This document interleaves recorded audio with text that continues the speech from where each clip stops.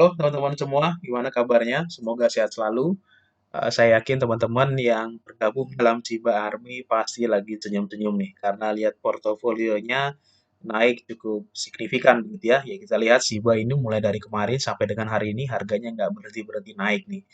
Nah, selain harganya naik kencang, dia Shiba Inu hari ini dan mulai dari kemarin begitu ya, sudah berhasil menembus titik atau area resisten yang terbentuk mulai dari bulan Mei bahkan ya, Mei sampai dengan bulan Oktober begitu.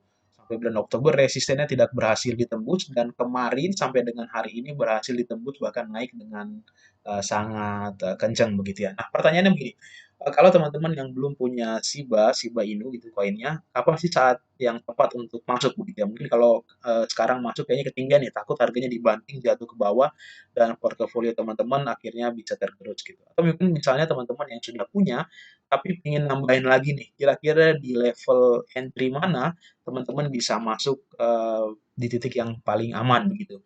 Nah, saya akan coba paparkan ada dua hal yang harus kita perhatikan. Yang pertama, kita bisa masuk pada saat harga terbentuk swing low begitu. Nah, apa itu swing low ya? Mungkin nanti kita akan bahas secara khusus di video selanjutnya. Tapi kira-kira seperti ini.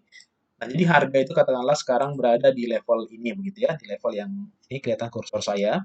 Nah, harga itu biasanya kalau mau naik dia tidak akan ujuk-ujuk tiba-tiba langsung naik ke titik ini begitu. Biasanya dia akan membentuk yang disebut dengan swing low atau retrace dulu dia turun dulu ke bawah, lalu dia akan naik lagi, retrace lagi, membentuk swing low, naik lagi, lalu retrace lagi membentuk swing low. Nah, ini pergerakan harga yang normal atau terjadi pada umumnya begitu. Nah, hampir semua pergerakan harga eh, baik itu komoditas, mata uang atau apapun biasanya terbentuk seperti ini begitu. Hampir sebagian besar gitu ya.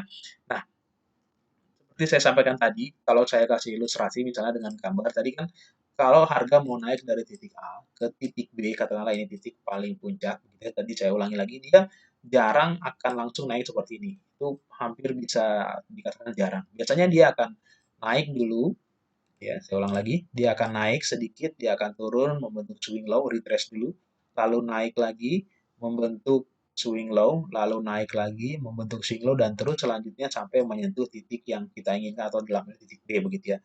Nah, teman-teman bisa masuk di titik-titik ini, titik-titik swing low ini. Ini cenderung lebih aman. Pertama, karena harganya sudah terdiskon begitu. Kedua, kita jadi tahu titik stop loss-nya di mana gitu. Nah, itu nanti mungkin bisa jadi topik bahasan yang lain. Oke.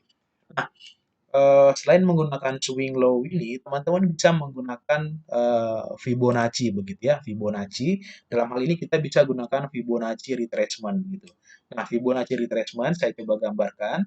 Kita akan tarik garis dari swing low. Ini mungkin gambarnya terlalu kecil ya. Coba saya ambil ini swing low-nya.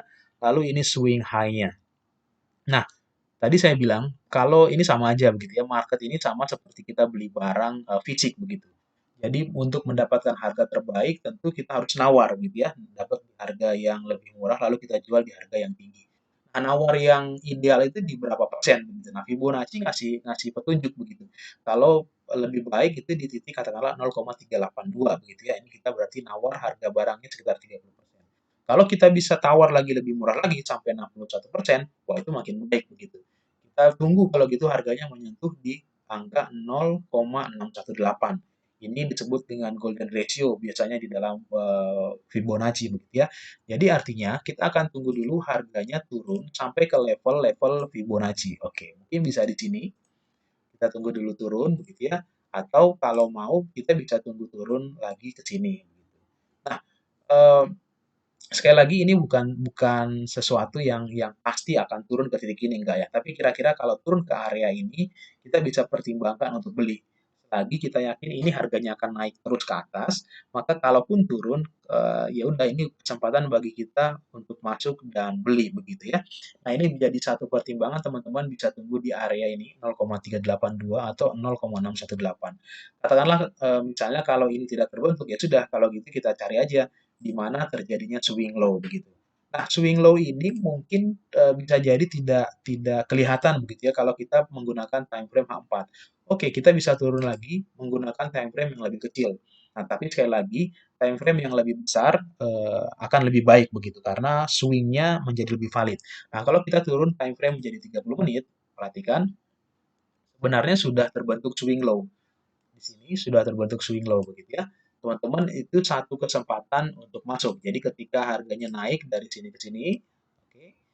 Tadi saya sampaikan kalau harganya mau naik dia nggak akan biasanya nggak akan langsung naik kencang ke atas, dia akan turun dulu sedikit gitu. Nah itu yang disebut dengan membentuk swing low.